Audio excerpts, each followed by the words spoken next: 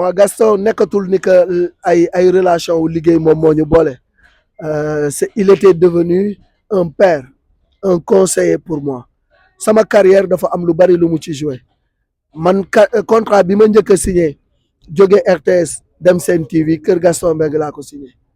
bi ma jotee contrat bi moom laa ko yóbbul mu càmbar ko xool ko ni ma baax na donc lépp lu may def ci àdduna dama ko ci tàggu mu wax ma conseil wax ma lu may def ma soog ko def donc kooku demoon nañu ba man ak moom c'était pas des relations de travail sama doom bi nga xam ne mooy Khadija moom pratiquement Gaston mooy parrain am donc ay njabootam lu ci xew damay teew ñoo doon bokk di lekk bi mu feebaree dañ doon bokk toog di lekkandoo man ak moom c'était pour l'encourager à manger parce qu'il n'avait plus d'appétit mais bu ma ñëwee toog day góorgóorlu di jéem a lekk ma naa ko père lekkal nañu lekk man ak yow ñëw naa sa benn jour mu may wan ne tane na téye sama loxo di ko vibrer pour wan ma ne non actuellement ni dellu si naa donc il voulait pas que nit di xam ne mi ngi souffrir il voulait pas que nit yërëm ko loolu jàmbaar dëgg moom moo koy def dans la maladie il est resté très digne donc man c'était vraiment un plus que frère oto bu ma njëkk a dawal ci àdduna Gaston moo ma ko jox dañu liggéey ba saison bi jeex ci CLAF bi 2008 mu saison bi jeex mu jël caabi oto jox ma man ko Gaston lu tax nga jox ma caabi oto mu ne ma saison bi dañu ko liggéey nga contribuer ci réussite bi mu réussir te musoo taxaw ñaan ma dërëm ma xam ne yow li nga ma defal ci sa xol nga ko tibbee ma defal la lu ma tibbee ci sama xol Aminata Mbengue Ndiaye ni ko Malick Thiandoum defal ko lu àdduna yëpp di gis parce que dafa sonn ci yow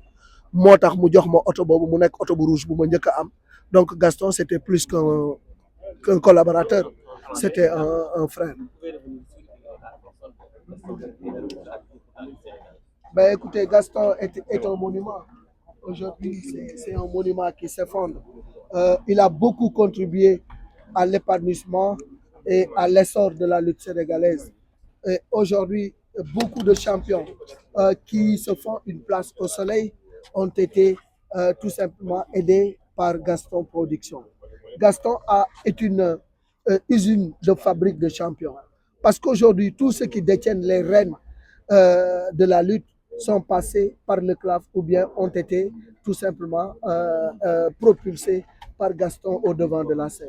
Je veux nommer Yekini, je veux nommer Tyson, je veux nommer Bombardier, je veux nommer Modulo, Balagaï 2, qu'il a beaucoup accompagné, Boignan, voilà, Eumeu, entre autres. Donc la liste est loin d'être exhaustive. Beaucoup de lutteurs aujourd'hui ont réussi grâce au conseil et à l'apport de Gaston. Parce qu'il n'était pas qu'un simple promoteur. Par exemple, je vous donne l'exemple de Balagaï 2. Sa première maison qu'il a eue, c'est avec l'accompagnement de Gaston qui lui a dit champion. Aujourd'hui, ce que tu peux faire, c'est d'abord d'avoir une maison. Et moi, je vais t'accompagner. Avec ce que je te paye, je vais t'encadrer, je vais retenir une somme pour t'acheter un terrain et pour t'accompagner à construire cette maison-là. C'est la maison qui est aujourd'hui à Golf. Donc, beaucoup d'autres lutteurs ont été aidés par Gaston. Mais Gaston, ce n'est pas que seulement la lutte. Parce que beaucoup oublient que Gaston était président de la Ndiambour. Beaucoup oublient que Gaston était membre de la Fédération sénégalaise de football. Et c'est lui qui met Ndao Tyson, nek na fi champion, nek na fi roi des arènes. Yaxya Diop Yekini, nek na fi champion, nek na fi roi des arènes. La liste est loin d'être exhaustive. Ñi nga xam ne yëpp tey Gaston contribué na ci seen réussite au plan social bari nañu torop. Donc c'est vraiment un acteur de développement, un acteur du sport qui est parti. Parce que Gaston ñu bëri xëy na dañ koy wax ci làmb rek parce que làmb moo bëri coow làmb moo fës. Mais bu ñu fàtte ni nekkoon na président bu Azak Ndiambour bokkoon na tamit ci fédération sénégalaise de football. Donc c'était un sportif dans l'âme. C'était également quelqu'un bu nga xamante ni wax dëgg yàlla contribuer na ci lu bëri ci réussite beaucoup de jeunes. Donc tey dans la maladie il est resté très digne. Boo ko musaa na seeti man du ma woon jóg këram dañ doon toog di waxtaan lu yàgg. Mais dans la souffrance Gaston du bëgg nga xam ne mu ngi souffrir sooy waxtaan ak moom boo ñëwee man dama doon bënn sama bët di jooy parce que état bi ma ko doon gis dama xam ne jàmbaar mi ngi tëdd. Mais daf ma naan Malick noppil bul jooy man tane naa ndax ñaari yoon dugg naa ko dans le coma tey bu ma toogee ba mën a jàkkaarloog yow di wax ak yow damay sant yàlla bul jooy man tane naa. Mais je savais que dans son fort intérieur, il souffrait. Mais dans cette souffrance, il est resté digne ba yàlla def li gën bu doon taxawu mooy tax du dem parce que tey le président de la République Macky Sall taxawu na ko ay doomam ay mbokkam taxawu nañu ko moom lu mu am def na ko ci feebaram mais yàlla moo soxla te bu yàlla soxlaa ko soxla ñàkk dañ koy ñaanal rek yàlla xare ko àjjana. tam la woon da ko gëmoon barki démb rek moom bu njëkk taxaw na fi li Macky doon politique neexu ko woon na ko li ngay def neexuma mais ba ñu waree ànd nañu position bu mu mën a amoon si Macky moom la amoon si ñëpp tey am na taxawaay bu mu amoon si Amadou Ba suba tam mën na taxaw si keneen moom dafa li mu gëm rek da koy wane tey dañ koy jaale Macky Sall jaale ko président tey président bu fi nekk jaale ko ñëpp parce que tey Gaston ñëpp la kenn du ne man bokk ma si Gaston waaw dañ koy jaale li mu gëm daal moom gëm na ko ay ñaan yàlla xaare ko àjjana. alors dañu gis mu nekk koo xamante ni ci boole la daan dox gis nañu tey promoteur bu ñu amal ngeen jafe-jafe da leen di dajale boole day boole promoteur day jël alalam dimbali promoteur day dimbali même man amateur yi nga xam maa leen jiite da leen di dimbali te du bëgg sax ku ko wax donc nit la koo xam ne nit social la nee naa tey am na koo xam ne da doon fay luyaas yi ñii da leen doon dimbali si chaque fin de mois dépense bari na ñu muy dimbali macha allah donc loolu yëpp nag dañuy ñaan yàlla xaare ko àjjana te nit ñi nañu roy ci Gaston parce que nit ku dëgg la nit kuy dimbalee la ne nit ñi xam ne tey bu la yàlla dénkee da ngay dimbali doomu aadama bu la yàlla dénkee itam da ngay wax dëgg te yàlla tax te loolu moo jafe si réew mi il faut nit ñi xam ne dëgg yàlla moo ko moom pour naf ay xati moo ci nag ku nekk di nga dund di nga dee mais nañ xam ne dëgg moom yàllaa fi ndax lamb ñàkkul monument boo xam ne ñu bëri jàpp nañu ko monument bu mag la lamb tey war nañ ko mën a tudd sa arène nationale lamb war nañ mën a tey muy président bi nga muy maire bi nga xam ne tey moo dëkk Louga muy Moustapha Diop nga xam ne magam la woon moom it ñu ngi ko koy jaale tey war na ko mën a tuddee benn rii si Louga xam ne Gaston mérité na loolu parce que yaakaar na jàppale waa Louga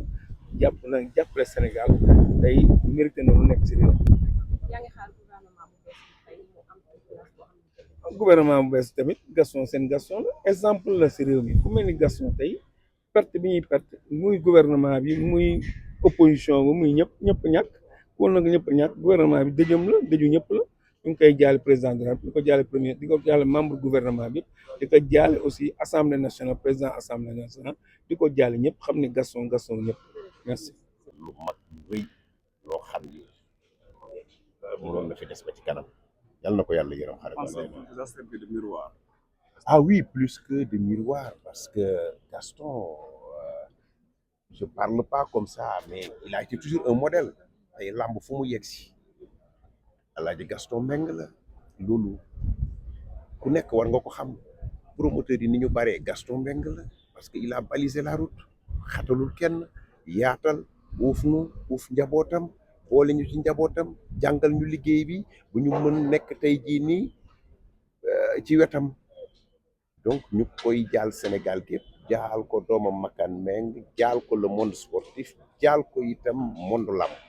loolu rek la ñu am ci kàddu yi ñuy wax ñaan yàlla yërëm ko xare ko aljana loolu rek lañ ko ñaanal parce que nag moom yàlla moom comme li ñuy wax rek bu bëggee moom kenn mënut a xëccoo ak moom donc yàlla na ko yàlla yërëm daal ah jërë ngeen jëf waay. sportif la gis nañ ni mu taxawoon équipe nationale nekk fa di leen utal ay bien bari na tey ay sport yoo xam ne dañuy dimbali si wàllu sponsor bari na tey mbër yu am kër moo tax ñu am kër ñi yóbbu seen yaay màkk moo tax ñu yóbbu seen yaay màkk bari na tey loo xam ne tey vraiment Sénégal da koy ñàkk si wàllu économique parce que facteur développement la Gaston il a créé beaucoup de personnes tey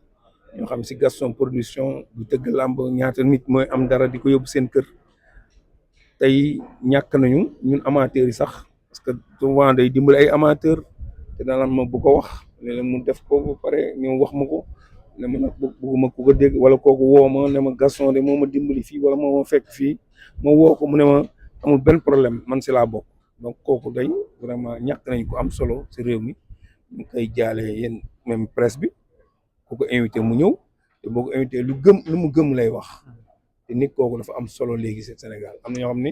duñ wax ko du dëgg gëmuñu dara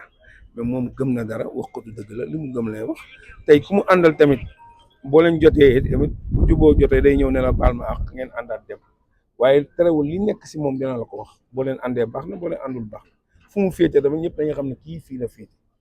tey promoteur la woon boo waxee mu ne écurie Fass mooy sama mbër moom ñoo faral tarul day tëgg mbër ne la écurie Fass kat sama mbër bul dem fii ñu naan la Gaston de man nag utuma si loolu ku daan baax na parce que mu leen war a tëgg leen mooy wan ne ku fidèle la ku dëggu la gëm boppam la vraiment tey mën naa ne Sénégal moo ñàkk du làmb rek Sénégal tey adduna bi yëpp nga koy jaale donc ñu ñaan yàlla xaare ko àjjana di ñaanal doomam bi nga xam ne mooy Makan moo yor mbir mi formé woon na ko xoolal rek barki dem moo njaay Boy Sey ak Konos kan la ko tuddee sëñ Modou Niang seen ñaari doom yi ànd mooy woon ne préparé woon na doomam pour ëllëgee mu yor làmb ji donc moom it ñu ngi koy ñaanal fi ko papam bëgg mu àgg fa di jaale ministre des sports di jaale Matar Ba di jaale ki nga xam ne mooy tey Bira Sène président des CNG Aline Sarr nekkoon na fi di ànd ak Gaston di jaale aussi Alaaji Mansour Mbaye parce que ñu bëri ñàkk nañ tey vraiment am na ñoo xam tey danaan leen fayal luyaas ñi mu leen di dimbali social yu ñuy feebar mu leen jënd ordonnance tey ñu bëri tey vraiment am na lu ñu metti mais nag loolu la yàlla dogal kul naf seen saay xatal moom ñu ngi ñaan daal yàlla si nga xam ne mooy yërëm mooy joxe mooy def lépp yàlla na ko yàlla xaare ak si barke yonent di merci beaucoup waaw